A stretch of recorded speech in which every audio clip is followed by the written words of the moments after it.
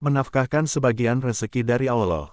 Setelah ini, dalam memuji seorang mutaki, Allah Ta'ala berfirman, dan mereka menafkahkan sebagian dari apa yang telah kami rezekikan kepada mereka.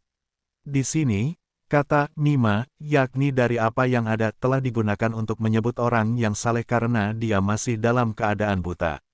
Jadi, dia mempersembahkan untuk Allah hanya sebagian dari apa yang Allah berikan kepadanya.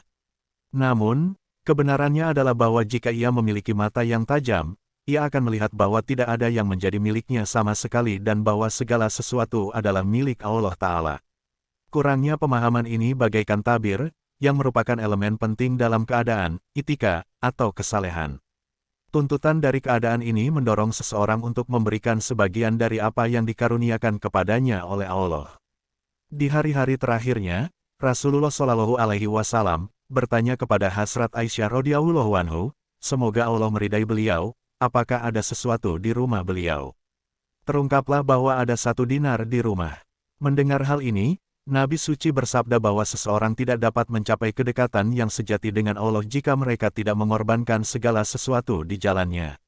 Nabi Suci, damai dan berkah Allah Ta'ala, telah melampaui tingkat kesalehan atau itika dan telah mencapai salabiyat, yakni tingkat keutamaan yang lebih tinggi. Oleh karena itu, kata mima tidak pernah digunakan untuk Nabi Suci, karena mima adalah orang yang menyimpan sebagian untuk dirinya sendiri dan memberikan sebagian kepada Allah. Meskipun demikian, sebagaimana telah disebutkan, ini adalah bagian tak terpisahkan dari orang yang saleh, karena bagi orang yang demikian orang seperti itu, bahkan untuk memberi di jalan Allah terlebih dahulu memerlukan perjuangan dengan diri sendiri.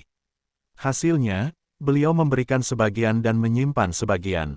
Tentu saja, Rasulullah Shallallahu Alaihi Wasallam, damai dan berkah Allah Ta'ala, memberikan semua yang beliau miliki di jalan Allah dan tidak menyimpan apapun untuk dirinya sendiri.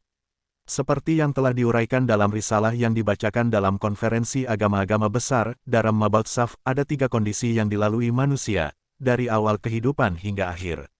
Dalam konteks ini, Al-Quran, yang diturunkan untuk menuntun manusia melalui semua tahapan kemajuan, dimulai dengan keadaan benar itika yang merupakan jalan yang dipaksakan.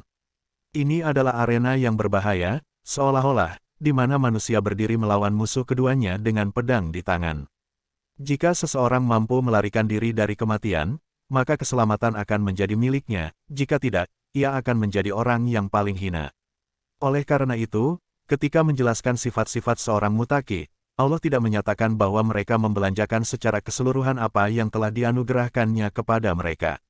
Seorang mutaki tidak memiliki keimanan yang sama dengan keagungan seorang nabi, sehingga seperti halnya pembimbing sempurna kita, mereka dapat kembali kepada Allah, apapun yang Dia anugerahkan kepada mereka secara keseluruhan. Maka, pada awalnya, manusia dibebani pajak yang tidak seberapa sehingga rasa manis dari pengorbanan ini memotivasinya untuk melakukan pengorbanan yang lebih besar lagi.